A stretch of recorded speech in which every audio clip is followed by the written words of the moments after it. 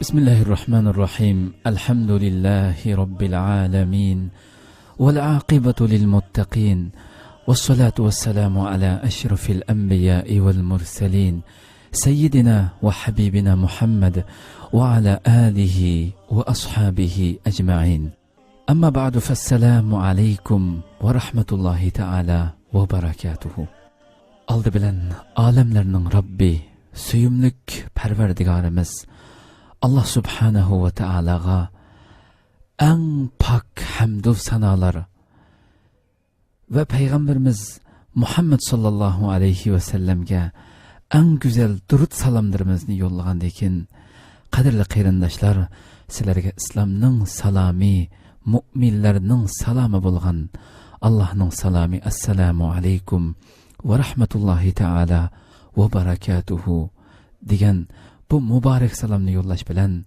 Vahiy Panjarasi programmamizning 29 soniga kelganlarni chin qalbimdan qarshi olaman.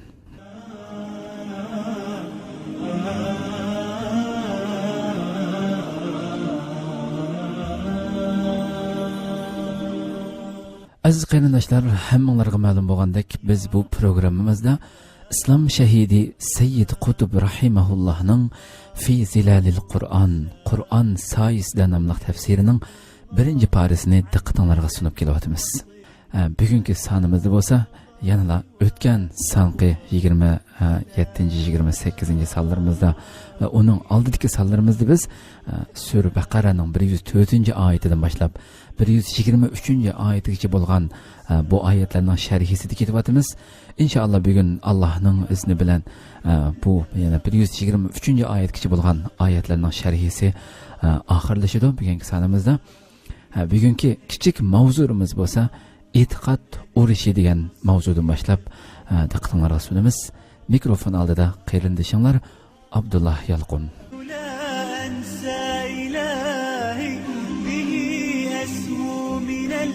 أخرى المراقي يعز علي ترك الحب عندي ولو بلغت بي الروح التراقي تركت جميع خلق الله دوني شغلت عن الخلائق باشتياقي اعتقاد urushi ularning so'zlari tugab batıl qarashlarga raddiya berilgan shundaqla iflos ig'vogarchiliklarning niqobi yiritib tashlangandan keyin amdilikda xitobning yo'nalishi payg'ambar alayhissalom tarafga burildi.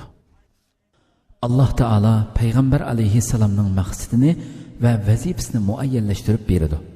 Hamda Yahudi va Nasoralar bilan payg'ambar alayhissalom orasida davom qilayotgan kurashning qanday xarakteriga ega ekanligini, ular bilan qanday cho'nqur ixtiloflarning mavjudligini, bu ixtiloflarni tugutaman desa qudratidan tashqari badallarni to'lashga to'g'ri keladiganligini aytib berdi.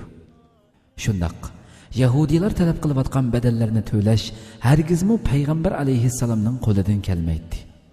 Chunki navoda shundaq badallarni to'laydiganlar bo'lsa, cho'qim Allohning g'azabiga duchor bo'ladi. Alloh bu haqda shundaq deydi: إنا أرسلناك بالحق بشيرا ونذيرا ولا تسأل عن أصحاب الجحيم ولن ترضى عنك اليهود ولا النصارى حتى تتبع ملتهم قل إن هدى الله هو الهدى ولئن اتبعت أهواءهم بعد الذي جاءك من العلم ما لك من الله من ولي ولا نصير الذين آتيناهم الكتاب يتلونه حق تلاوته أولئك يؤمنون به ومن يكفر به فأولئك هم الخاسرون. Biz seni haq ilmi bilan xush xabar berguchi va ogohlantiruvchi qilib avatdik. Amdi jahannam bilan yaqin rishta bog'lab bo'lganlar to'g'riliq sen javobgar emassan. Amdi sen jahannam bilan yaqin rishta bog'lab bo'lganlar to'g'riliq sen javobgar emassan ey Muhammad sallallohu alayhi va sallam deydi Alloh subhanahu taolo. Sura Baqara 119-oyat. Sen Yahudilarning va Nasoralarning yo'lida mangmig'icha ular senden hergiz rozi bo'lmaydi deyapti Alloh subhanahu va taolo. Rozi bo'lmaydi emas, hargizmi rozi bo'lmaydi dedi. Uchiq aytib qo'yginki, to'g'ri yo'l faqat Alloh ko'rsatgan yo'ldir. Sana bu ilm kelgandan keyin sen ularning nafsiy xohishlariga ergishadigan bo'lsang, seni Allohning javobgarlikka tortishidan qutqizadigan hech qanday do'stmi bo'lmaydi, madadkormi bo'lmaydi. Biz ato qilgan kitobni tegishlik ravishda o'qiydiganlar bor. Ana shular uningga chin qalbidan iymon keltiradi. Kimlarki uningga nisbatan kufrlik yo'lini tanlaydi ekan, ular haqiqatan ziyon tortquchilardir. Sura Baqara 119-oyatdan 121-oyatgacha Alloh subhanahu va taolo bu yo'l yo'riqlarini berdi. Inna arsalnaka bil haqq. Biz seni haq ilmi bilan, haq bilan avatdik deydi Alloh subhanahu va taolo. Endi bu jumla shu qadar quvvatga to'lganki, u azg'unlikni yoyg'uchi butun shubhilarni yo'qotadi. Suiqaschilarning suiqastlarining yiltizini kesib tashlaydi. Munofiqlarning iflosliklarini va qilayotgan tashabbuslarini yo'q chiqaradi. Uning ustiga bu jumlaning ohangidanmi mutlaq ishonch va qat'iylik namoyon bo'lib turadi. Bashiran va nazira, seni xush xabar berguchi va ogohlantirguchi qilib avatdi. Ya'ni sening vazifang haqqoniyatning chaqiriqini yetkazish va tabliğ bilan shug'ullanish. Sen itoat qiluvchilarga xush xabar yetkazib, itoatsizlarni ogohlantirsan. Shuning bilan sening vazifang ado topgan bo'ladi, deydi Alloh subhanahu va taolo. Va deydiki: "Va la tusalu an ashabil jahim." Jahannamga kiradigan jahannam egalari, jahannamga kirishni bog'lab bo'lganlar to'g'riliq sen javobgar emas. Sen so'ralmaysan deydi Alloh subhanahu va taolo. Undaqlar o'zining osiyligi natijasida udul jahannamga kiradi. Ey payg'ambar, Yahudilar bilan nasoralar doim sana qarshi harakat qiladi. Sana qarshi suiqasdlarni tuzishadi. Sen bilan hargizmi ittifoq tuzmaydi va sendan qat'iy rozi bo'lmaydi. Sen faqat o'z vazifangni tashlab, haqqoniyatni tark etib, o'z iymoning bilan vidolashib, bular mubtilo bo'lishgan ashu tarsolikni va ashu jaholat tasavvurini tanlasang, andin rozi bo'ladi deb Alloh subhanahu va taolo bu yerda nihoyat ro'shan shaklda bayon qiladi. Va deydiki: "Walan tarda ankal yahudu walan nasara hatta tattabi'a millatahum." Sen Yahudilarning va nasoralarning yo'lida mangmig'icha ular sendan hargiz rozi bo'lmaydi. Mana bular haqni inkor qilishdagi asli sabab bo'lib, qandaqdir ularga dalil paketlar avatilmay qolgani yo'q. Yoki sening haq ustida ekanligingni va sana nozil qilinayotgan haqiqatlarning Alloh tarafidan ekanligini ular bilmay qolgan ishmi yo'q. Mayli sen ularga nima bersang ber, qaysi orzularini ishga oshirsang oshir, ular yanada sana ergashmaydi. Sen ularning diniga ergashib, haqni va haqiqatni tashlamaguncha ular sendan asla rozi bo'lmaydi deb Alloh subhanahu va taolo bu yerda shu qadar go'zal ro'shan shaklda bayon qilib beryapti. Mana bu har zamon va har makonda maydonga chiqib turgan yeshilmas tugun. Mana bu e'tiqod va iymon. Yahudilar hamma davrda islomga va musulmonlar jamoatiga qarshilik qilib kelmoqda. Aslida ularning islomga qilgan qarshiligi bir e'tiqodiy kurash bo'lib, hozirmi bu kurash islomiy bazi bilan Yahudi, xristianlardan iborat ikki dushman bazisi o'rtasida davom qilmoqda. Gerçi Yahudilar bilan xristianlarning ba'zilari pat-pat o'zaro to'qinishib tursa-mu, biroq ularning orasidagi ziddiyat xuddi bir millatning ikki firqasi o'rtasidagi ziddiyatga o'xshaydi. İslamga ve musulmonlar jamoatiga qarshi turadigan har qanday chaqda bu har ikki baza, ya'ni Yahudilar bilan xristianlar darhol birlikka kelishadi. Haqiqat nuqtasini elib aytganda bu bir e'tiqodiy urush bo'lsa-mu, ammo islomga o'chmanlik qilish qaynamaga g'arq Yahudilar dunyosi bilan xristianlar dunyosi uningga xilma-xil ranglarni berib, xilma-xil bayroqlarni qadab kelmoqda. Ular bu ishni nihoyatda badniyatlik, uchiga chiqqan makkarlik bilan elib bormoqda. Ular musulmonlarga qarshi qilgan ilgirki e'tiqodiy urushlarida musulmonlarning iymon e'tiqodiga naqadar fidokirona muhabbat bog'laydiganligini ko'rib yetishgan edi. Şunu ular əmdilikdə Məkkirani ustuluq bilan yönəlişni burmalab qılıvatqan uruşunun mahiyetini və kötürüb alğan bayrağının şəklini özgərtməkdə. Əmdilikdə ular itiqadi uruş ikənligini aşkarlamağan halda İslamğa qarşı itiqadi uruş qılmaqda. Çünki ular musulmonlarning itiqadi urushdagi fidokirani hissiyotidan va qizg'inligidan qo'rqadi. Әмділікті ular vatan, millat, iqtisod, siyosat, shundaqla harbiy bazalarni qo'lga keltirish degandek har xil maqsadlarning nomlari ostida e'tiqodiy urushni ilgari surmoqda. Bizning bir qism nodon musulmonlarimizning qalbiga aqida e'tiqod urushi degan tarixga aylanib ketdi. Əmdiki zamonaviy urushlarda e'tiqodning hech bir funksiyasi yo'q degan qarashni yerlashtirib oldirmoqda. Bu g'afil hamoqatlarimizning qarashcha iymon bayrog'i ostida harakatga o'tmak va din nomi bilan urush qilmoq o'ttir asrning mantiqsiz odati bo'lib, bundaq harakatni faqat mutaassib qaloq kishilarla elib borarmish. Qisqasi, bu barliq harakatlarning birdan-bir g'oyasi mu'minlarning diniy hissiyotini va e'tiqodiy jasoratini yo'qotib tashlashdan iboratdir. Vaholanki ular o'z oralarida xalqaro sahyonizm va xalqaro xristianizmning birlashma bazasini qurgandan sirt xalqaro kommunizmni mo yollarga elib, ilgari uzun zamonlargacha urush qilgan bo'lsa-mu, o'zlarini har bir urushda ig'ir ziyon tortqizib, chekinishga majbur qilgan va ig'ir talofatga duchor qilgan islom nazariyasidan iborat bu gigant tog' cho'qqisini yiqitish uchun e'tiqodiy urush elib bormoqda. Demakki, bu ne zimin talışış urushi, ne menfaat ko'rishi, ne strategik harbiy bazalarni qurish raqobati emas, balki mutlaq holdagi e'tiqodiy urushdan iboratdir. Buni zimin va menfaat talışış ko'rishi qilib ko'rsatish uchun ular tovlab yurgan shuarlarning va ko'tirib yurgan bayroqlarning qilcha ahamiyati yo'q. Bunun hammasi bu urushning asli mohiyatini va haqiqiy g'araz, maqsadlarini musulmonlardan maxfiy tutish uchun qo'llanayotgan Makkirani taktikidan iboratdir. Biz bo'lsak, bu hiyla nayranglarga oldinib yurmoqdamiz. Shunga endi dushmanlarni tillab yurishimizning hojati yo'q, balki o'zimizni tillashimiz lozim. Çünkü biz Allah Teala'nın ko'rsatmalaridan ve Peygamber aleyhisselamның sünnetlerinden yüz örüp, musulmonlarning yetakchiligi uchun sezib berilgan to'g'ri yo'ldan chiqqanligimiz uchun mushundaq kunlarni boshdan kechirmoqdamiz. Vaholanki Allah Teala so'zining eng to'g'risini va rostini qiladi. "Walan tarda ankal yahudu walan nasara hatta tattabi'a millatahum." Sen Yahudilarning va Nasaralarning yo'lida mangmog'icha ular senden hergiz murozi bo'lmaydi. Ular musulmonlardan mana mushu birli badalni talab qiladi. Buningdan boshqa hech qanday narsaga rozi bo'lmaydi. Biroq haqiqiy hidoyat va keskin qaror shu. Qul inna hudallohi huval huda.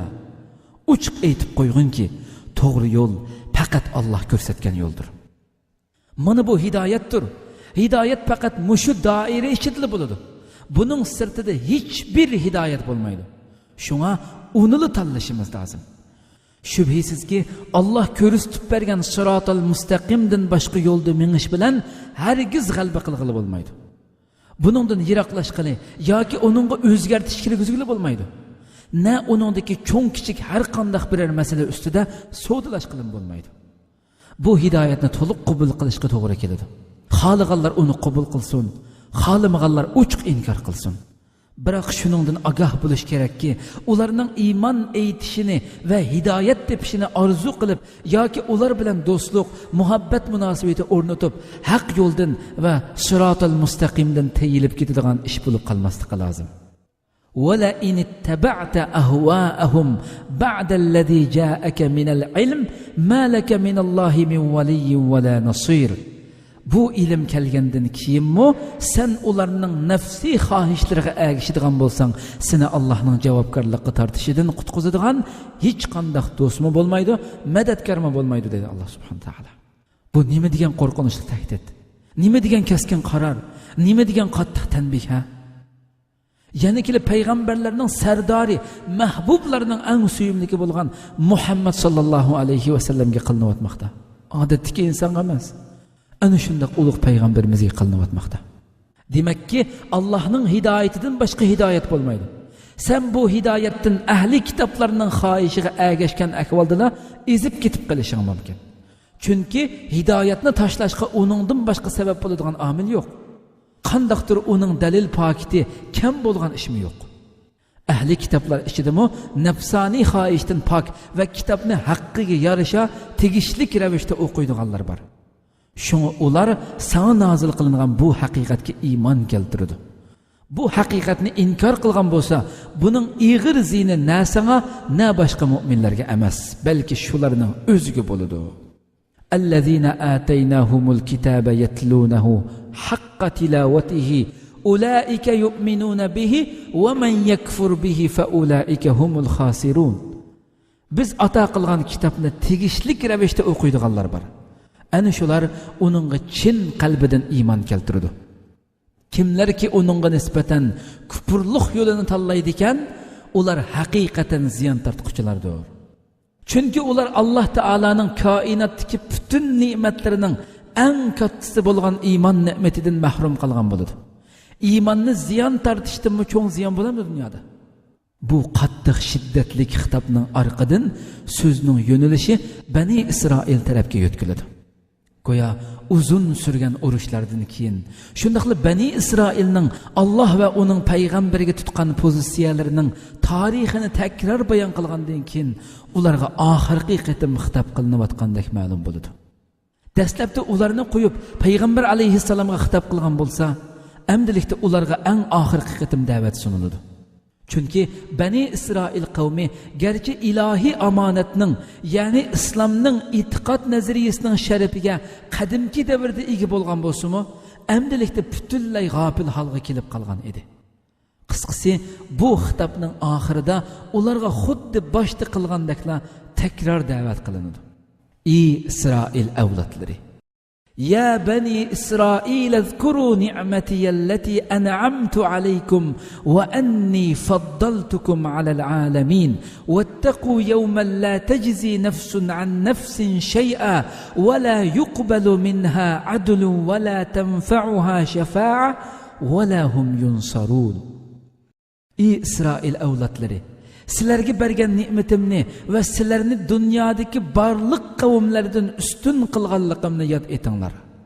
Hiç kişi kılça esqatmaydigan, hiç kişinin fidyası kubul kılınmaydigan, hiç kişinin tilivelishi menfaat vermaydigan, günahkarlarga hiç yerden yardım kelmaydigan künden korkunglar.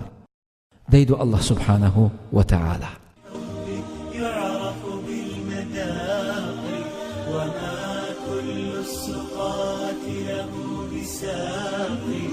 أحب الله عن أدب وصدق ولا أرضى سوى التقوى خلاقي إذا ما عشت لا أنسى إلهي به أسمو من الأخرى المراقي يعز علي ترك الحب عندي ولو بلغت بي الروح التراقي.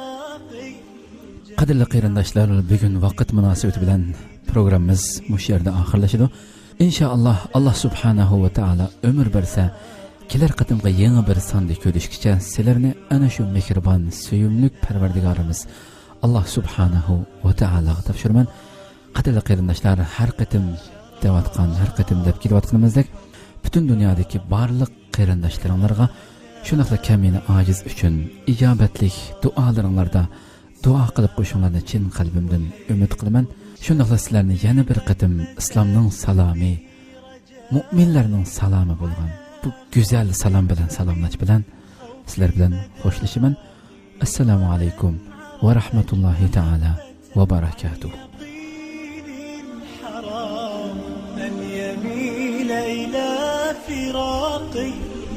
وكيف أحب غير الله يوما وليس سواه في الأكوان باقي. شراب الحب يعرف بالمذاق وما كل السقاة له بساق. شراب الحب